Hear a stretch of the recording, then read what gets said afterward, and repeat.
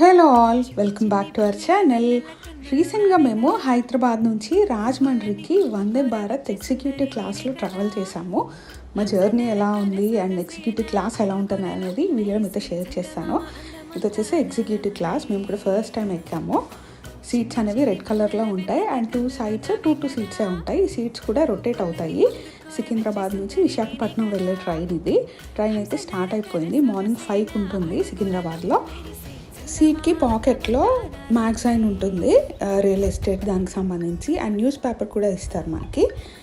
Train start అయినా కొంతసేపటికి మనకైతే వాటర్ బాటిల్ ఇస్తారు, న్యూస్ పేపర్ ఇస్తారు. ఇది వచ్చేసి ఆర్డినరీ క్లాస్లో కూడా కామనే ఉంటుంది.